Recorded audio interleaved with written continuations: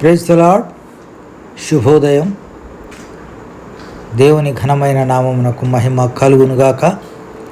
వేకువజామున బెరయ సందేశం. ముందుగా ఒక కీర్తన పాడుకుందాము.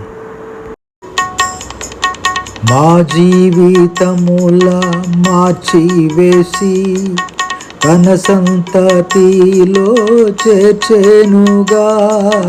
మా జీవితముల మార్చివేసి తన సంతతిలో చేర్చెనుగా.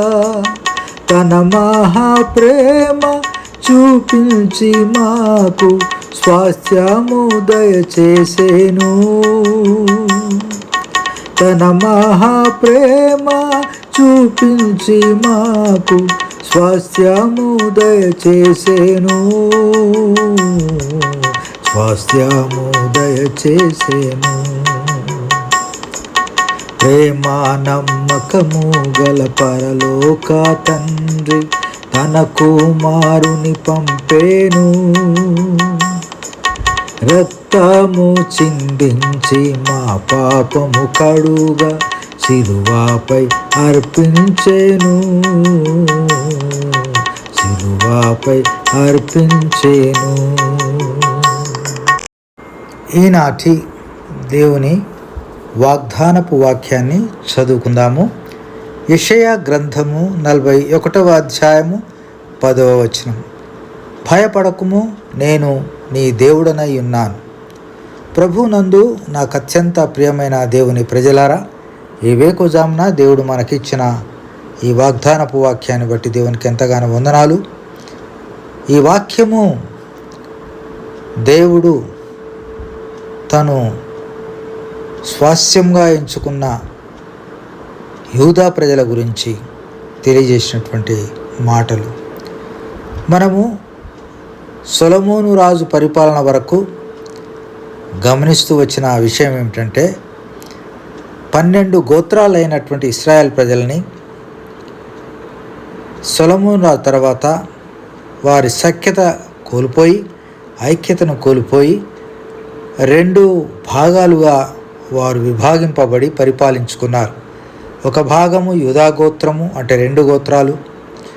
ఇంకొక భాగము 10 గోత్రాలు ఇశ్రాయేలు ప్రజలు. ఈ విధంగా వేరువేరుగా రాజుల చేత పరిపాలించబడ్డారు. వారు దేవుని కట్టడలను మీరిన తర్వాత దేవుడు వారిని అన్య రాజులకు, అన్య దేశానికి అప్పగించడం మనము గమనిస్తూ వచ్చాం. ఇప్పుడు యూదా ప్రజల గురించి దేవుడు చెప్తున్నటువంటి మాట ఏమిటంటే, ఆయన ఏ విధంగా వారిని ఎన్నుకున్నాడో ఈ 9-10 వచనాల్లో మనం చూస్తూ ఉంటాం. యెషయా గ్రంథం 41 అధ్యాయం 9-10 వచనాల్లో, భూదిగంతముల నుండి నేను పట్టుకొని దాని కొనల నుండి పిలుచుకొనినవాడా, నీవు నా దాసుడవనియు నేను నిన్ను ఉపేక్షింపక ఏర్పరచుకుంటుననియు నేను నీతో చెప్పి ఉన్నాను. నీకు తోడై ఉన్నాను, భయపడకుము. నేను నీ దేవుడనై ఉన్నాను, దిగులు పడకుము. నేను నిన్ను బలపరుతును, నీకు సహాయం చేయువాడను నేనే. నీతి అను నా దక్షిణ హస్తంతో నిన్ను ఆదుకొందును అని యూదా ప్రజలకు దేవుడు బబులోను చెరలో ఉన్నప్పుడు తెలియజేసినటువంటి మాట. ఒక గొప్ప నిరీక్షణ వారికి దొరికింది ఈ మాటల ద్వారా. గనక ప్రియమైనటువంటి దేవుని ప్రజలారా, దేవుడు ఆ ప్రజలను శిక్షిస్తూనే ప్రేమిస్తూ వచ్చాడు. యూదాను శిక్షించడం క్రీస్తు పూర్వం 586లో జరిగింది. యూదాలోని ప్రముఖులు అనేకులు బబులోను చెరలోనికి వెళ్ళారు. వారు బబులోను సామ్రాజ్యం అంతటా చెదిరిపోయారు. భూదిగంతముల నుండి వారిని దేవుడు తిరిగి చేర్చడమే వారి పునరుద్ధరణ.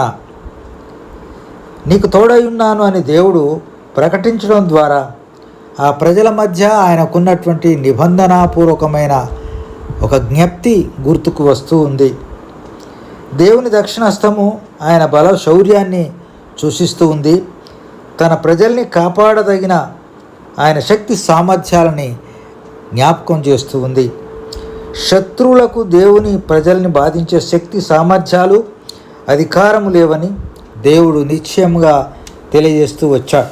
కనుక ప్రియమైనటువంటి దేవుని ప్రజలారా, తను ప్రేమించినటువంటి మనల్ని ఏర్పాటు చేసుకున్నటువంటి దేవుడు మనల్ని కొంతకాలం మనకు శ్రమలు కలిగినప్పుడు మనం ప్రార్థన చేసి ఆయనను వేడుకున్నప్పుడు ఇశ్రాయేల్ ప్రజలను ఏ విధంగా అభయాస్తం ఇచ్చి కాపాడుకున్నాడో మనల్ని కూడా అదే విధంగా కాపాడేవాడుగా ఉన్నాడు.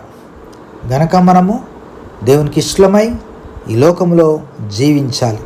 ఆయన కట్టడలు మీరినట్లయితే మనకు కూడా శ్రమలు వస్తాయి సుమా. గనక మనం బహు జాగ్రత్తగా దేవుని యందు భయము భక్తి కలిగిన వారమై ఈ లోకంలో మనం సాగిపోవడానికి ప్రభు మనకు సహాయం చేయను గాక. ఈ దినమంతటి కొరకు ప్రార్థన చేద్దాం. దేవుడు మనకు మరొక దినాన్ని ఇచ్చినాడు, అందును బట్టి దేవునికి వందనాలు. ప్రార్థన. ప్రేమ కలిగిన మా ప్రియ పరలోకపు తండ్రి, నీవు మాకు ఇచ్చిన వాగ్దానపు వాక్యాన్ని బట్టి వందనాలు. నీవు మాకు ఇచ్చిన రక్షణ బట్టి వందనాలు. నీ దక్షిణ హస్తము చేత మమ్మల్ని నడిపిస్తున్నందుకై స్తోత్రములు చెల్లిస్తూ యేసయ్య అతి శ్రేష్టమైన నామమును స్తుతించి ప్రార్థించి అడిగి వేడుకొంచున్నాం తండ్రి. ఆమెన్. Praise the lord.